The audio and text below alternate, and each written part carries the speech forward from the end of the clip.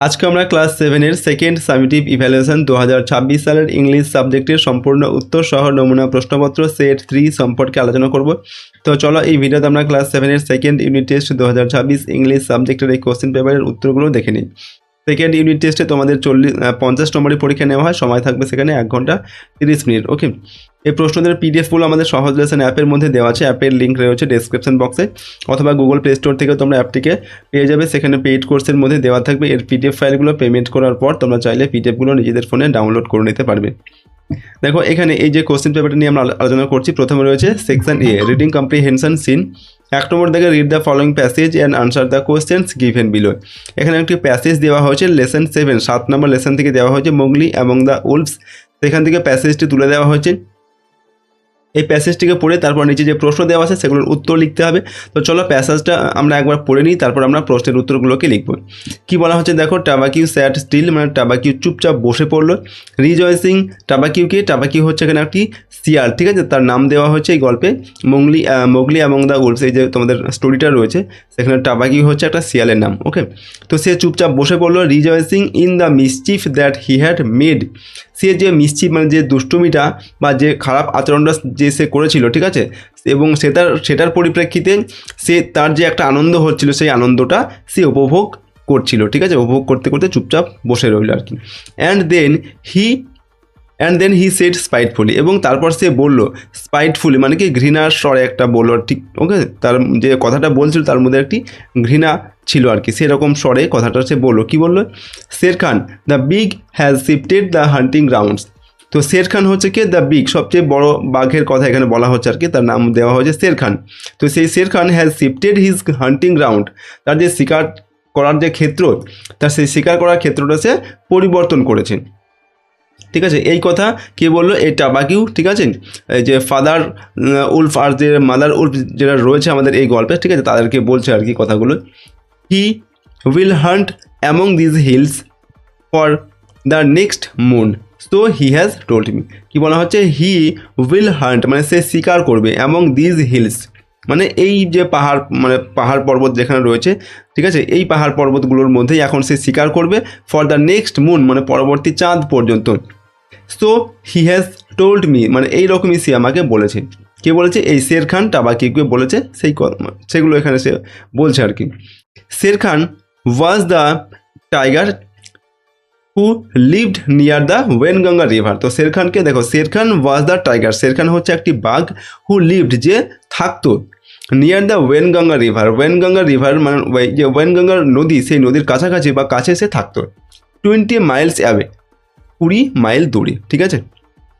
এই সম্পূর্ণ লেসনটার বাংলা অর্থ আমরা কিন্তু পড়িয়েছি, ঠিক আছে, তার ভিডিও আমাদের চ্যানেলে রয়েছে এবং সেখানে তোমাদের যে অ্যাক্টিভিটিগুলো রয়েছে সমস্ত অ্যাক্টিভিটি এবং রাইটিংয়ের সলিউশনে কিন্তু করে দেওয়া হয়েছে।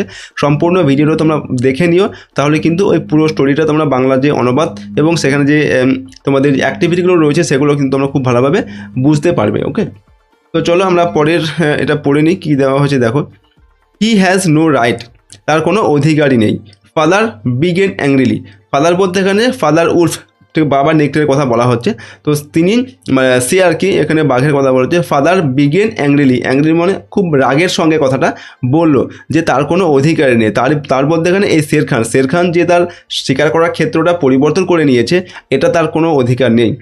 By the law of the jungle he has no right to change his quarters without due warning. তো by the law of the jungle মানে হচ্ছে জঙ্গলের যে নিয়মকানুন রয়েছে সেই নিয়ম মতে বা সেই আইন অনুসারে হি হ্যাজ নো রাইট, তার কোনো অধিকার নেই, টু চেঞ্জ হিজ কোয়ার্টার্স, তার যে ক্ষেত্র, কোয়ার্টার্স বলতে গেলে সে যেখানে থাকে আর কি, বসবাসের যে জায়গা, সেই জায়গাটা চেঞ্জ করার বা পরিবর্তন করার তার কোনো অধিকার নেই। উইদাউট ডিউ ওয়ার্নিং, ঠিক আছে, আগের থেকে কোনো রকম সতর্কবার্তা না দিয়েই যে সে তার শিকার করার ক্ষেত্রটা বা তার যে বসবাস যে স্থান সেটা সে পরিবর্তন করে নিয়েছে, এটা জঙ্গলের নিয়মের বাইরে। He will frightened all game within 10 Miles. কি বলছে? হি উইল ফ্রাইটেন মানে সে ভয় পাইয়ে দেবে, ঠিক আছে। অল গেম, এখানে গেম বলতে শিকার, যে শিকারগুলো বাঘ সিংহ এরা শিকার করে ধরে আর কি, যেমন হরিণ ছাগল সেইগুলো, তো তাদেরকে ভয় পাইয়ে দেবে কে? এই শের খান ভয় পাইয়ে দেবে, সেই কথাই বলছে বাবা এখানে ফাদার উলফ আর কি, ঠিক আছে। উইদিন 10 মাইলস মানে 10 মাইলের মধ্যে যে সমস্ত শিকারগুলো আছে তাদেরকে তো এ ভয় পাইয়ে দেবে রীতিমতো। And I have to kill for 2 this days, এবং এখন মানে আজকালকার মানে এখন এই সময় আমাকে তো এখন দুজনের জন্য মানে শিকার করতে হয়। এখানে কিল বলতে কি হত্যা করা, তো এখানে শিকার করার কথা বলা হচ্ছে। তো বাবা নেকড়ে বলছে এবং এই সময় তো আমাকে দুজনের জন্য শিকার করতে হয়, কারণ কি মা নেকড়ে এখন তার বাচ্চাদের নিয়ে গুহাতেই থাকে, সে শিকারে যেতে পারে না। এরপরে দেখো আই গো মানে কি আমি যাই। সেট টাবাকিউ কুইকলি মানে টাবাকিউ খুব দ্রুততার সঙ্গে সঙ্গে সঙ্গে বললো কি এবার আমি যাই। টাবাকিউ বলতে এই শিয়ালটা। You can hear Shere Khan below in the thickets, তো ইউ ক্যান হিয়ার মানে তুমি শুনতে পাবে, শের খান মানে শের খানের যে গলার আওয়াজ সেটা তুমি শুনতে পাবে। বিলো ইন দ্য থিকেটস, থিকেটস বলতে এখানে ঘন ঝোপঝাড়, সেই ঘন ঝোপঝাড়ের মধ্যে তুমি শের খানের আওয়াজ শুনতে পাবে। এটা কে বললো? টাবাকিউ বলছে, ঠিক আছে, বাবা নেকড়েকে। তারপর দেখো ফাদার উলফ লিসেন্ড মানে বাবা নেকড়ে শুনলো বা শুনতে পেলো। কি শুনতে পেলো? অ্যান্ড শুনলো অ্যান্ড তারপর দেখো and below in the valley এবং উপত্যকার নিচে that rain down to the river, যেটা হচ্ছে মানে নদীর নিচের দিকে নেমে গেছে আর কি, যে রাস্তাটা আর কি, ঠিক আছে, সেটা হি হার্ড দ্য ড্রাই মানে সেই দিকে হি হার্ড মানে সে শুনতে পেলো দ্য ড্রাই মানে শুকনো, অ্যাংরি মানে রাগ, খুব রাগী একটা শব্দ আর কি, স্ন্যারলি মানে হচ্ছে কি তীক্ষ্ণ, ভাইন অফ আ টাইগার মানে একটা বাঘের এই সমস্ত মানে ঘ্যান ঘ্যানে একটা শব্দ সে শুনতে পেলো, যে যার মধ্যে শুকনো রয়েছে এবং খুব রাগী রেগে গেলে যেমন আওয়াজটা করা হয় আর করে সেরকম একটা আওয়াজ শুনতে পেলো এই বাবা নেকড়ে। তো এই পর্যন্তই আমাদের প্যাসেজটা রয়েছে। প্যাসেজটার বাংলা অর্থ এখানে আমরা লাইন বাই লাইন দিয়ে রেখেছি, চাইলে তোমরা এখান থেকেও কিন্তু ভিডিওটিকে পজ করে এর বাংলাগুলো পড়ে নিতে পারো, ঠিক আছে। আমি তোমাদের চলো এখানে যে প্রশ্ন দেওয়া হয়েছে তার উত্তরগুলো করিয়ে দিচ্ছি। 1 নম্বর থেকে নাম্বার এতে টিক দ্য কারেক্ট অল্টারনেটিভ, সঠিক উত্তরের পাশে টিক দিতে হবে। 1 × 3 = 3। 1 নম্বর থেকে Shere Khan was the name of a hunter tiger or jackal, তো শের খান কার নাম? শের খান হচ্ছে একটা বাঘের নাম, তো অপশন বি এটা সঠিক উত্তর হবে। এরপর number 2 father wolf heard the sound of a বালক below in the valley, tiger near the Waingunga river, tiger below in the valley. তো এখানে বলা হয়েছে ফাদার উলফ মানে বাবা নেকড়ে হার্ড দ্য সাউন্ড অফ একটা আওয়াজ শুনতে পেয়েছিল। কিসের আওয়াজ শুনতে পেয়েছিল? সে টাইগারের আওয়াজ শুনতে পেয়েছিল। সেটা কোথায়? বিলো ইন দি রিভার মানে ভ্যালির নিচে, উপত্যকার নিচে। তো অপশান সি এরটা এখানে সঠিক উত্তর হবে, tiger below in the river. Tabaqui was the name of a wolf tiger or jackal, Tabaqui কার নাম? টাবাকিউ হচ্ছে একটা শিয়ালের নাম, তো অপশান সি এরটা এখানে সঠিক উত্তর হবে, জ্যাকাল। নাম্বার বিতে complete the following sentences with information from the text, এখানে টেক্সট থেকে তথ্য নিয়ে যেটা আমরা পড়লাম সেখান থেকে তথ্য নিয়ে শূন্যস্থানগুলোকে পূরণ করতে হবে। টাবাকিউ ইনফর্মড দ্যাট, টাবাকিউ কি ইনফর্ম করেছিল? যে সেই যে শের খান সে তার যে হান্টিং গ্রাউন্ড সেটা পরিবর্তন করেছে। তো সেটা আমাদের প্যাসেজ থেকে নিয়ে লিখতে হবে। কি লিখবো? Shere Khan the big has shifted his hunting grounds and will hunt among these hills for the next moon, ঠিক আছে, এই অংশটা লিখতে হবে।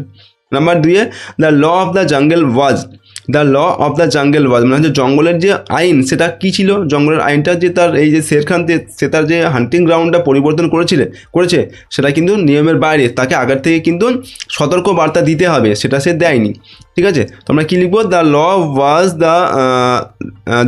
Of the jungle was Shere Khan has no right to change his quarters without the warning, এই অংশটা লিখতে হবে, প্যাসেজ থেকে তুলে নিয়ে তোমরা লিখবে।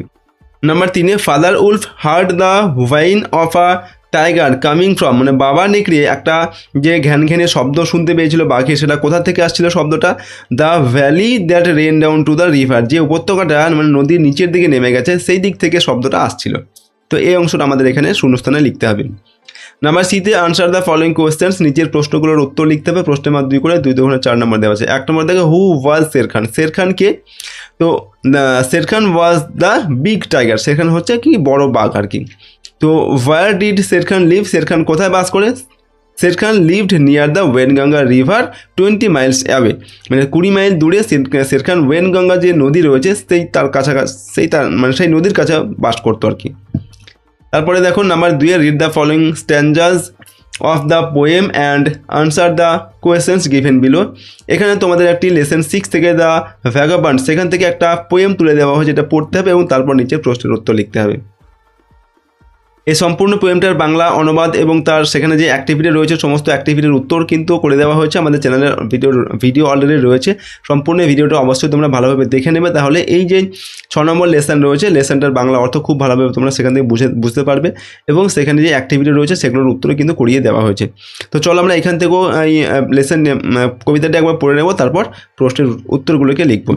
কি বলা হচ্ছে দেখো, give to me the life I love, অর্থাৎ গিভ টু মি, গিভ মানে কি দেওয়ার, আমাকে দাও সেই জীবন, যে জীবন আমি চাই বা যে জীবন আমার ভালো লাগে, যে জীবন আমি পছন্দ করি বা যে জীবন আমি ভালোবাসি সেই জীবনটাই আমাকে দাও।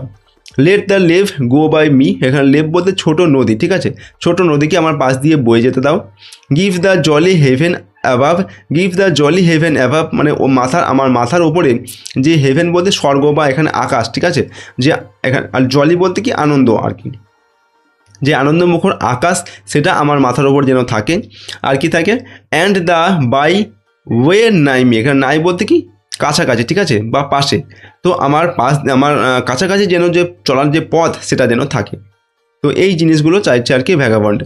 এরপর bed in the bush with stars to see, তো বেড মানে কি বিছানা, তো এখানে ভ্যাগাবন্ড বলতে চাইছে কি আমার যে বিছানাটা সেটা কোথায় হবে, ইন দ্য বুশ মানে ঝোপঝাড়ের মধ্যেই থাকবে আমার বিছানা, উইথ স্টার্স টু সি যেখান থেকে রাতের আকাশের যে তারা সেই তারাগুলোকে দেখা যাবে।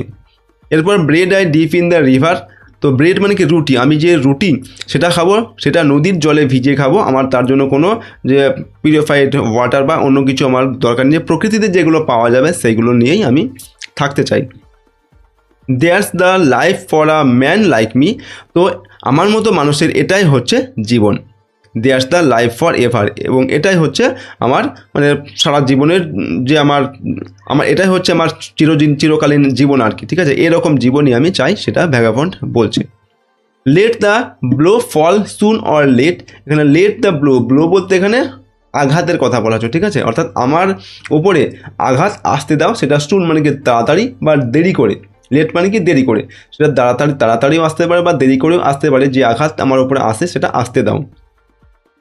Late what will be over me, মানে আমার ওপরে যা হবার সেটা হতে দাও। Give the face of earth around, পৃথিবীর যে মুখ সেটা যেন আমার চারিদিকে থাকে। And the road before me, এবং আমার সামনে যেন চলার পথটা থাকে।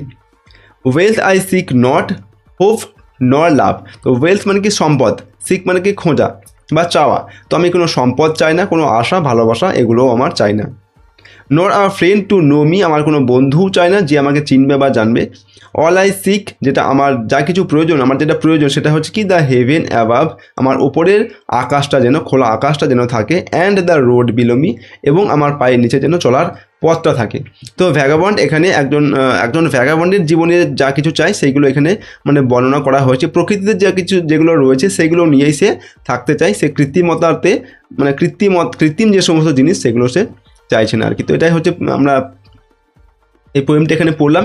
তারপর আমাদের এখানে বাংলা অনুবাদটা দিয়ে রেখেছি লাইন বাই লাইন, তোমরা এখান থেকে চাইলে ভিডিওটিকে পজ করে প্রতিটা লাইনের বাংলা অর্থ পড়ে নিতে পারবে। এবার চলো আমরা প্রশ্নের উত্তরগুলোকে দেখে নেবো। এখানে যে প্রশ্নগুলো দেওয়া হয়েছে, নাম্বার এতে write T for true and F for false statements, তো সঠিক হলে টি লিখতে হবে, ভুল হলে এফ লিখতে হবে। নাম্বার একে the vagabond desires a small river flowing near him, তো এখানে বলছে ভ্যাগাবন্ড একটা ছোট্ট নদীকে চায় তার কাছাকাছি, তার কাছ দিয়ে যেন বয়ে যায়, এটা ঠিক না ভুল, এটা ঠিক তথ্য আমরা লিখবো টি। নাম্বার দুইয়ে he wants bare sky over his head, সে তার মাথার উপরে যে নগ্ন আকাশ সেটাকে সে চাইছে, এটা হবে ভুল, he wants the bear sky, ঠিক আছে, তার মাথার উপর সে মানে জলি হেভেন বলা হয়েছে এখানে, ঠিক আছে, মানে তার একটা আনন্দমুখর আকাশ যেন তার মাথার উপর থাকে, তার জন্য এটা আমরা এফ লিখলাম। তো নাম্বার তিনে the vagabond dislikes to sleep in the Bush, মানে ভ্যাগাবন্ড হচ্ছে বুশ মানে কি ঝোপঝাড়ের মধ্যে ঘুমাতে সে বা থাকতে বা ঘুমাতে সে অপছন্দ করে, এটা ঠিক না ভুল, এটা হবে ভুল, এটাও এফ হবে, কারণ সে চাইছে কি তার যে বিছানাটা সেটা ঝোপঝাড়ের মধ্যে মানে প্রকৃতির মধ্যেই থাকুক, যেখান থেকে সে আর রাতের আকাশে তারাগুলোকেও দেখতে পারবি।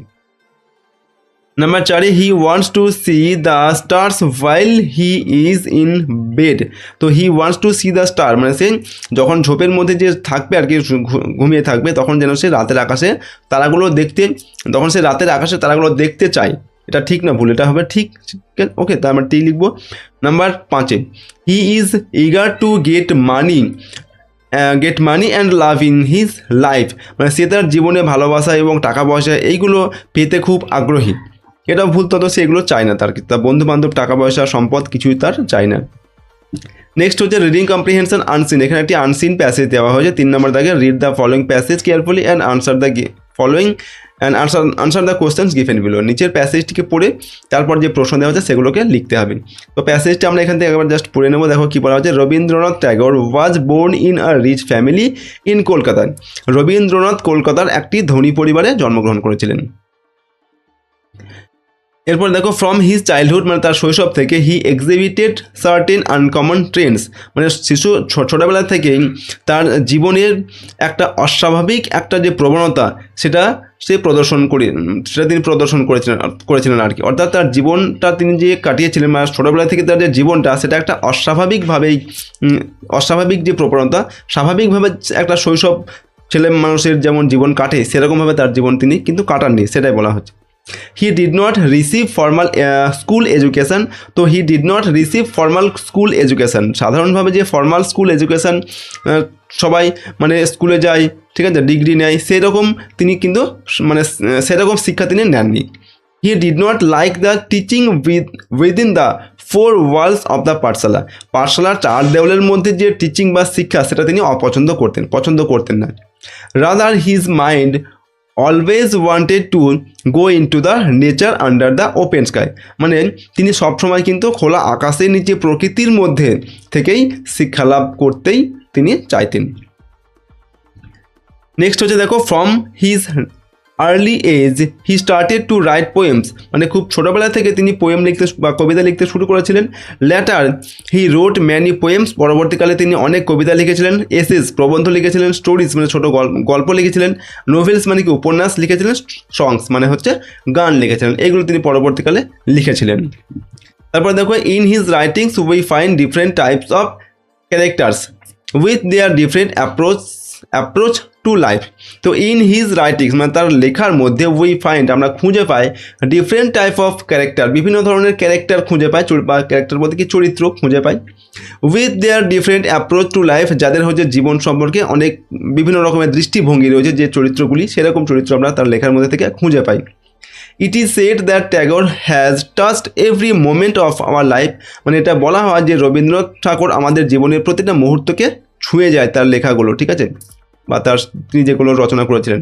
হি won the Nobel prize in literature for his Gitanjali in 1913, 1913 খ্রিস্টাব্দে গীতাঞ্জলির জন্য তিনি নোবেল প্রাইজ পেয়েছিলেন, ঠিক আছে, নোবেল পুরস্কার পেয়েছিলেন।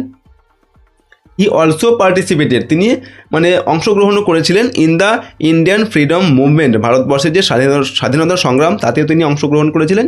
And protested against the torture of the British, এবং ব্রিটিশদের যে অত্যাচার তার বিরুদ্ধেও তিনি প্রতিবাদ করেছিলেন। In a very important time Tagore realised the necessity of learning English language. কী বলা হচ্ছে দেখো, in a very important time, মানে একটা খুব গুরুত্বপূর্ণ সময়ে ট্যাগর মানে ট্যাগর রবীন্দ্রনাথ ঠাকুর বুঝতে পেরেছিলেন বা অনুভব করেছিলেন the necessity of learning English language, English যে ভাষা সেই ভাষাটা শেখার যে প্রয়োজনীয়তা কী সেটা তিনি বুঝতে পেরেছিলেন। বাট কিন্তু অ্যাট দ্য সেম টাইম, একই সময়ে হি গেভ এমফাসিস, তিনি এটার উপরেও জোর দিয়েছিলেন কি, on our mother tongue too, আমাদের যে মাতৃভাষা তার উপরেও তিনি কিন্তু জোর দিয়েছিলেন। শুধুমাত্র ইংলিশটাকেই তিনি ইংলিশের ওপরই নির্ভর হতে বলেছিলেন এমনটা নয়, তিনি আমাদের যে মাতৃভাষা তার উপরেও জোর দিয়েছিলেন। He did many things to spread education, মানে শিক্ষা বিস্তারের জন্য তিনি অনেক জিনিস করেছিলেন। হি রোট বুকস, তিনি বই লিখেছিলেন ফর চিলড্রেন মানে কি বাচ্চাদের বা শিশুদের জন্য। অ্যান্ড অলসো এস্টাবলিশড, এবং স্থাপন করেছিলেন কি, Visvabharati university for the higher education, উচ্চ শিক্ষার জন্য তিনি এই যে বিশ্বভারতী ইউনিভার্সিটি এটাও তিনি প্রতিষ্ঠিত করেছিলেন, এবং শিশুদের জন্য তিনি অনেক বই লিখেছিলেন। তো এই হচ্ছে রবীন্দ্রনাথ সম্পর্কে আমাদের একটু এখানে কিছু তথ্য দেওয়া আছে একটা আনসিন প্যাসেজ হিসাবে, এখান থেকে নিয়ে আমাদের প্রশ্নের উত্তরগুলোকে লিখতে হবে। এটার বাংলা অর্থ এখানে দেওয়া আছে, তোমরা ভিডিওটিকে পজ করে বাংলাটি এখান থেকে কিন্তু পড়তে পারো। তো চলো আমরা প্রশ্নের উত্তরগুলোকে দেখে নিই। নাম্বার এতে fill in the chart with information from the text 1x5 = 5। এখানে এই যে শূন্যস্থানগুলো দেওয়া আছে এগুলো আমাদের যে প্যাসেজটা আমরা পড়লাম সেখান থেকে তথ্য নিয়ে লিখতে হবে, পূরণ করতে হবে আর কি। তো রবীন্দ্রনাথ ট্যাগর ওয়াজ বোর্ন, মানে রবীন্দ্রনাথ ঠাকুর জন্মগ্রহণ করেছিলেন। কী লিখবো আমরা পরের অংশটা? In a rich family in Kolkata, কলকাতার একটি ধনী পরিবারে জন্মগ্রহণ করেছিলেন। তারপরে দেখো Rabindranath Tagore did not receive formal school education, মানে রবীন্দ্রনাথ ঠাকুর এই যে ফর্মাল স্কুল এডুকেশন যেটা আনুষ্ঠানিক সাধারণত যে স্কুলের যে শিক্ষা সেটা তিনি গ্রহণ করেননি, ঠিক আছে। তো বিকজ কী লিখবো? Because he did not like the teaching within the 4 walls of the পাঠশালা, পাঠশালার 4 দেওয়ালের মধ্যে যে ঘেরা যে শিক্ষা সেটা তিনি পছন্দ করতেন না। তারপর দেখো 3 নম্বর থেকে Tagore on the Nobel prize, Tagore Nobel prize পেয়েছিলেন। তারপর কী লিখবো আমরা? In the literature for his Gitanjali in 1913, 1913 খ্রিস্টাব্দে গীতাঞ্জলির জন্য তিনি এই সাহিত্যে নোবেল পুরস্কার পেয়েছিলেন। 4 নম্বর থেকে প্রশ্ন, ট্যাগর রোড, মানে ট্যাগর লিখেছিলেন, কী কী লিখেছিলেন তিনি? ম্যানি পোয়েমস, এসে, স্টোরিজ, নোভেল, সংস, এইগুলো তিনি লিখেছিলেন। 5 নম্বর হচ্ছে হি এস্টাবলিশড, তিনি স্থাপন করেছিলেন। কি স্থাপন করেছিলেন? Visvabharati university for higher education, উচ্চ শিক্ষার জন্য তিনি বিশ্বভারতী এই যে ইউনিভার্সিটি বা বিশ্ববিদ্যালয় সেটা তিনি স্থাপন করেছিলেন। পরের প্রশ্ন নাম্বার বিতে complete the following sentences with information from the passage থেকে তথ্য নিয়ে এখানে এই সেন্টেন্সগুলোকে কী করতে কমপ্লিট করতে বলা হচ্ছে। তো নাম্বার 1-এ Tagore started to write poems for, মানে রবীন্দ্রনাথ ঠাকুর পোয়েম লিখতে বা কবিতা লিখতে শুরু করেছিলেন কখন? আ ভেরি আর্লি এজ, খুব অল্প বয়স থেকেই। তারপর দেখো in this childhood Tagore did not like, মানে শিশুদের সেটা ছোটোবেলায় আর কি বা শৈশবে রবীন্দ্রনাথ ঠাকুর পছন্দ করতেন না। কি পছন্দ করতেন না? Teaching within the 4 walls of the পাঠশালা, পাঠশালার 4 দেওয়ালের মধ্যে যে শিক্ষা সেটা তিনি পছন্দ করতেন না। Tagore on the Nobel prize for, Tagore Nobel prize পেয়েছিলেন ফর কিসের জন্য? হিজ গীতাঞ্জলি ইন 1913, 1913 খ্রিস্টাব্দে গীতাঞ্জলির জন্য তিনি নোবেল পুরস্কার পেয়েছিলেন। Tagore realised the necessity of learning both, মানে ঠাকুর রবীন্দ্রনাথ ঠাকুর বুঝতে পেরেছিলেন প্রয়োজনীয়তা, কিসের প্রয়োজনীয়তা? দেখো আমরা কি লিখবো? ইংলিশ অ্যান্ড মাদার টাং, মানে ইংরাজি এবং আমাদের যে মাতৃভাষা এই দুটোরই যে শিক্ষার যে প্রয়োজনীয়তা রয়েছে সেটা তিনি বুঝতে পেরেছিলেন। হি প্রোটেস্টেড এগেনস্ট, তিনি প্রতিবাদ করেছিলেন কিসের বিরুদ্ধে? দ্য টর্চার অফ দ্য ব্রিটিশদের যে অত্যাচার তার বিরুদ্ধে তিনি প্রতিবাদ করেছিলেন। নেক্সট হচ্ছে নাম্বার সিতে write T for true and F for false statements in the given boxes, সঠিক হলে টি লিখতে হবে, ভুল হলে এফ লিখতে হবে। নাম্বার 1-এ কি দেখো কী রয়েছে? Tagore road only a few poems, Tagore মাত্র কয়েকটা কবিতা লিখেছিলেন। এটা ঠিক না ভুল? এটা হবে ভুল, তিনি অসংখ্য কবিতা লিখেছিলেন। নাম্বার 2-এ হচ্ছে Tagore did not leave any moment of, Tagore did not leave any moment of our life untouched, মানে ট্যাগর আমাদের জীবনের কোনো মুহূর্তকেই মানে আনটাচড রাখেননি, এটা হবে ঠিক আছে, টি লিখবো আমরা। নাম্বার 3-এ Tagore was born in a poor family, Tagore মানে রবীন্দ্রনাথ ঠাকুর একটি দরিদ্র পরিবারে জন্মগ্রহণ করেছিলেন, এটা ভুল হবে কারণ তিনি একজন রিচ ফ্যামিলিতে জন্মগ্রহণ করেছিলেন। নাম্বার 4-এ Tagore took part in the freedom movement of India, ভারতবর্ষের স্বাধীনতা সংগ্রামে রবীন্দ্রনাথ ঠাকুর অংশগ্রহণ করেছিলেন, এটা ঠিক হবে, টি লিখবো। নাম্বার 5-এ ট্যাগর রিসিভড ফর্মাল এডুকেশন, মানে রবীন্দ্রনাথ ঠাকুর হচ্ছে ফর্মাল এডুকেশন যেটা সেটা তিনি গ্রহণ করেছিলেন বা যেটা আনুষ্ঠানিক সবাই মানে যে স্কুলে পড়ে আর কি এরকম স্কুলে তিনি পড়াশোনা করেছিলেন, এটা ভুল তথ্য, সেটা তিনি করেননি, ঠিক আছে। তিনি প্রকৃতির মধ্যে পড়াশোনা করতে চেয়েছিলেন বা করেছিলেন। এরপর section B grammar and vocabulary 4-এর এতে ডু অ্যাজ ডিরেক্টেড 1 × 2 = 2 নির্দেশ অনুসারে এগুলো করতে বলা হচ্ছে। 1 নম্বর থেকে তরুণ ড্যাশ রাইজ দেওয়া আছে, রাইজেস দেওয়া আছে। Early in the morning choose the correct verb form, সঠিক ভার্বের ফর্মটা এখানে লিখতে হবে। এটা দেখো আমাদের প্রেজেন্ট ইনডেফিনিট টেন্স এবং প্রথমে প্রেজেন্ট ইনডেফিনিট টেন্সের সাবজেক্টে হচ্ছে থার্ড পারসন সিঙ্গুলার সাবজেক্ট, তো থার্ড পারসন সিঙ্গুলার সাবজেক্ট হলে ভার্বের সঙ্গে এস অথবা ইএস যুক্ত করে লিখতে হয়। তো এখানে আমাদের কী হবে? রাইজিয়েস হবে। তো Tarun rises early in the morning, Tarun সকাল সকাল ঘুম থেকে ওঠে। She was painting a landscape, change the present continuous tense, এটাকে প্রেজেন্ট কন্টিনিউয়াস টেন্সে লিখতে হবে। এটা পাস্ট কন্টিনিউয়াস টেন্সে আছে, পাস্ট কন্টিনিউয়াস মানে ওয়াজ দেওয়া আছে, প্রেজেন্টে কী হবে? সি এর পর কী হবে? ইজ হবে, ঠিক আছে। তো she is painting a landscape, তো কী লিখবো? She is painting a landscape, সে একটা ছবি আঁকছে একটি বা রং করছে এরকম। নাম্বার বিতে use appropriate suffix or prefix with the words in the bracket, brackets, মানে ব্র্যাকেটের মধ্যে যে শব্দগুলো দেওয়া আছে এই শব্দগুলোর সঙ্গে প্রেফিক্স অথবা সাফিক্স যুক্ত করে। সাফিক্স বলতে, সাফিক্স মানে কি পরে কয়েকটা লেটার যুক্ত করতে পারে, আর প্রেফিক্স মানে নিজে এই শব্দটার আগে কয়েকটা লেটার যুক্ত করে একটা নতুন শব্দ তৈরি করে এখানে লিখতে হবে। ঠিক আছে, তো কী দেওয়া আছে, the teacher shows his kind দেওয়া আছে এখানে টু হিজ স্টুডেন্টস। তো এখানে কী হবে, কাইন্ড দেওয়া আছে, কী হবে আনকাইন্ড আমরা লিখতে পারি। আনকাইন্ড, কাইন্ড মানে হচ্ছে কি দয়ালু, আর এখানে কাইন্ডনেস লিখতে পারি আমরা, কাইন্ডনেস লিখবো। ঠিক আছে, ভালো হবে kindness. The teacher shows his kindness to his students. তো এটাকে আমরা এই যে কাইন্ডটাকে নাউন ফর্মে, নাউন কাইন্ডনেস লিখে নাউন ফর্ম করে এখানে লিখতে হবে। ঠিক আছে, কাইন্ডনেস হবে মানে দয়া আর কি, বা সদয় হওয়া ছাত্রছাত্রীদের প্রতি। এরপর students should not be dash regular in class. তো এখানে কী হবে, ইরেগুলার হবে। রেগুলার মানে নিয়মিত, আর ইরেগুলার মানে অনিয়মিত। তো ছাত্রছাত্রীদের মানে ক্লাসে অনিয়মিত থাকা, মানে অনিয়মিত মানে প্রতিদিন যে স্কুলে যারা অনেকেই যায় না, সেটা করা উচিত নয়। এরপর হচ্ছে নাম্বার সিতে, complete the chart with the past and past participle form of the given verbs. তো এই ভার্বগুলো পাস্ট টেন্স লিখতে হবে এবং পাস্ট পার্টিসিপেল ফর্ম লিখতে হবে। ভার্বের 3টে করে ফর্ম থাকে, একটা প্রেজেন্ট আর পাস্ট পার্টিসিপেল। ব্রেক মানে কি ভাঙা, ব্রেকের পাস্ট ফর্ম হবে কি ব্রোক, এবং থার্ড ফর্মটা হবে ব্রোকেন, ব্রেক ব্রোক ব্রোকেন। তারপর ড্রিঙ্ক কী হবে, ড্রিঙ্ক ড্রাঙ্ক। ড্রিঙ্ক মানে হচ্ছে পান করা, কোনো কিছু জল দুধ চা পান করা আর কি, আর ব্রেক মানে হচ্ছে ভাঙা। নাম্বার ডিতে, fill in the blanks with the correct form of the verbs. এখানেও সঠিক ভার্বের ফর্ম দিয়ে এই শূন্যস্থান পূরণ করতে হবে। দ্য নিউজ, এখানে কি ইজ হবে না আর হবে, দ্য নিউজ এটা কিন্তু প্লুরাল সাবজেক্ট, দ্য নিউজ এটা কিন্তু সিঙ্গুলার সাবজেক্টই ধরা হয়। তো সেই হিসাবে এখানে ইজ হবে, আর কিন্তু হবে না। দ্য নিউজ ইজ শকিং, মানে নিউজটা খুব মানে শকিং বলতে মানে খুব একটা কষ্টকর, ঠিক আছে, বা আঘাত দেয় এরকম একটা খবর আর কি, খারাপ খবর আর কি। এরপর ম্যানি ওমেন টুডে দেওয়া আছে, এখানে ওয়ার্কস আছে, ওয়ার্ক রয়েছে। তো এখানে ম্যানি ওমেন দেওয়া আছে মানে অনেক মহিলার কথা বলা হচ্ছে, তো এটা প্লুরাল সাবজেক্ট, তো কী হবে এখানে ওয়ার্ক হবে। ঠিক আছে, ওয়ার্কস হবে না, সিঙ্গুলার সাবজেক্ট হলে এস যুক্ত হতো। নাম্বার ইতে, fill in the blanks with the appropriate articles and preposition. সঠিক আর্টিকেল প্রিপোজিশন দিয়ে পূরণ করতে হবে।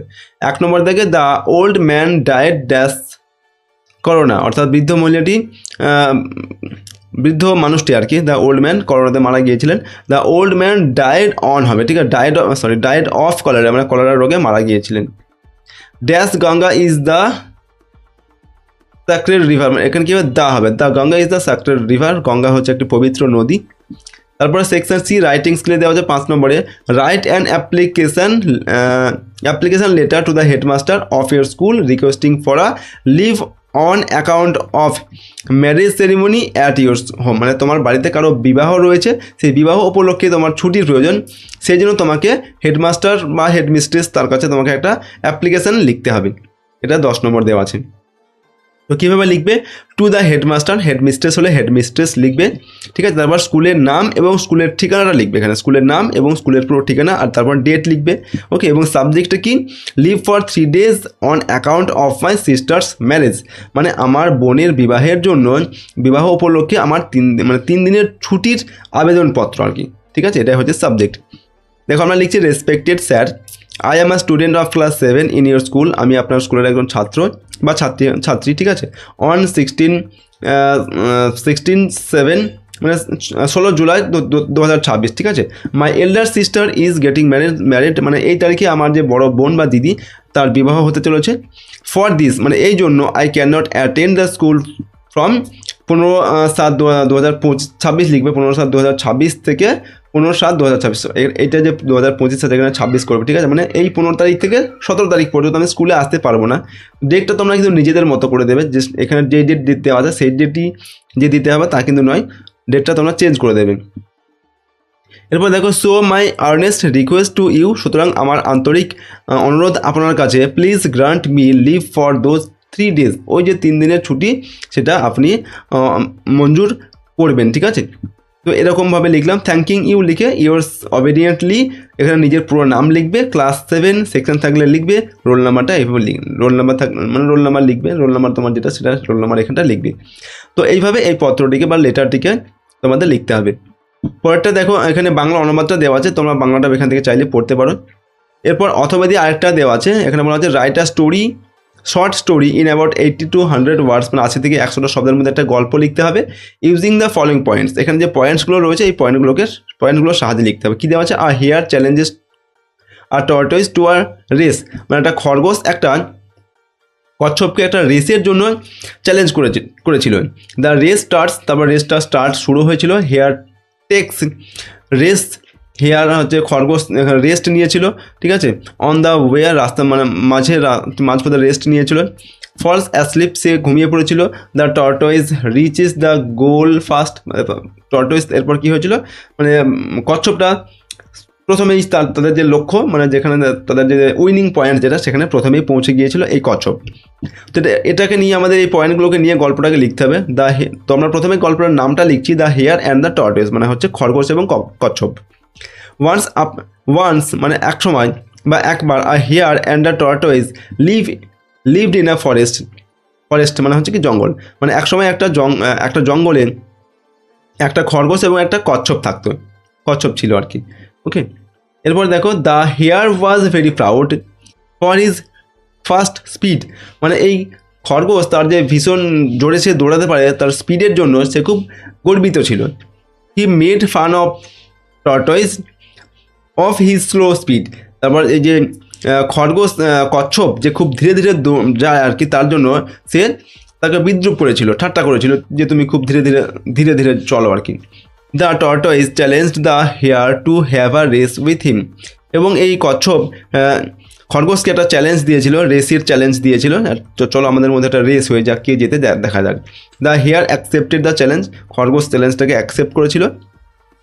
দ্য রেস রেসটা শুরু হয়ে গেল। The hare ran very fast, খরগোশ ভীষণ মানে দ্রুত সে দৌড়ে ছুটে চলে গেল। The tortoise was left far behind, মানে কচ্ছপ অনেক পিছনে পড়ে গেল। The hare stopped to take rest under a tree, তো মাঝপথে খরগোশ কী করলো, সে রেস্ট নিল একটা গাছের তলায়। হি ফেল অ্যাসলিপ, এবং সে সেখানে ঘুমিয়ে পড়লো। দ্য টর্টয়েস পাস্ট হিম মানে কচ্ছপ তার পাশ কাটিয়ে চলে গেল। And reached the winning post, এবং তাদের যে উইনিং পোস্ট, যেখানে তাদের যে জয়লাভ করার যে একটা পোস্ট রয়েছে, সেখানে সে আগে পৌঁছে গেল এই কচ্ছপ। দ্য হেয়ার ওয়াক আপ, তারপর হলো কি মানে খরগোশ ঘুম থেকে জেগে উঠলো। And ran as fast as he could, এবং সে যত দ্রুত দৌড়াতে পারে তত দ্রুত সে দৌড়াতে লাগলো। He saw that the tortoise was already at the winning post, এবং সে দেখলো যে কচ্ছপ অলরেডি সেই তাদের যে উইনিং পোস্ট সেখানে পৌঁছে গেছে। Thus the tortoise won the race, এইভাবে কচ্ছপ রেসটা জিতে গিয়েছিল। তো এখান থেকে আমরা নীতি কথা লিখতে পারি একটা, কি দেখো, slow and steady wins the race. Slow ধীরে চলো, কিন্তু সেটাকে কন্টিনিউয়াসলি তুমি করতে থাকো, ঠিক আছে, মাঝপথে থেমে গেলে চলবে না। এরকমভাবে কোনো কাজ বা কোনো কিছু যাই কিছু তুমি করো না কেন, সেটাতে সেই রেসে কিন্তু তুমি জয়লাভ হবে, ঠিক আছে। এটাই হচ্ছে এর নীতি কথা বা মরাল আর কি। ওকে, তো এটারও বাংলা অর্থ এখানে দেওয়া রয়েছে, তোমরা বাংলাটি এখান থেকে পড়ে নেবে। ওকে, তো এই ভিডিওটিতে আমরা ক্লাস 7-এর একটা ইংলিশের কোশ্চেন পেপার নিয়ে আলোচনা করলাম। প্রশ্নোত্তরগুলো তোমরা ভালোভাবে প্র্যাকটিস করবে, সেই সঙ্গে তোমাদের সিলেবাসের মধ্যে যে লেসনগুলো রয়েছে প্রতিটি লেসন তোমরা খুব ভালোভাবে পড়বে। প্রতিটা লেসনের বাংলা অনুবাদ, বাংলা অর্থ এবং সেখানে যে অ্যাক্টিভিটি রয়েছে সমস্ত অ্যাক্টিভিটির উত্তরের ভিডিও কিন্তু আমাদের চ্যানেলে অলরেডি দেওয়া আছে। সেই প্রতিটা ভিডিও অবশ্যই তোমরা খুব ভালোভাবে দেখবে, তাহলে কিন্তু তোমরা প্রতিটা লেসনের একটা স্বচ্ছ ধারণা কিন্তু সেখান থেকে তোমরা পেয়ে যাবে, ঠিক আছে। এবং সেই ভিডিওগুলো দেখলে তোমাদের যে প্যাসেজ পরীক্ষায় দেবে সেই প্যাসেজ থেকে কিন্তু তোমরা খুব সহজেই উত্তর লিখতে পারবে। তাই সেই ভিডিওগুলো তোমরা অবশ্যই দেখে নেবে, ঠিক আছে। আর যদি এই সমস্ত প্রশ্নদের পিডিএফগুলো তোমরা পেতে চাও, আমাদের অ্যাপ থেকে ডাউনলোড করবে। সহজ লেসন অ্যাপের লিঙ্ক ডেসক্রিপশন বক্সে দেওয়া আছে বা গুগল প্লে স্টোর থেকে তোমরা পেয়ে যাবে। এখানে পেইড কোর্সের মধ্যে দেওয়া থাকবে এর পিডিএফগুলো। পেমেন্ট করার পর তোমরা পিডিএফগুলোকে ডাউনলোড করে নিতে পারবে। তো আজকের এই ভিডিওটিকে আমরা এখানেই শেষ করছি। সম্পূর্ণ ভিডিওটি দেখার জন্য অসংখ্য ধন্যবাদ।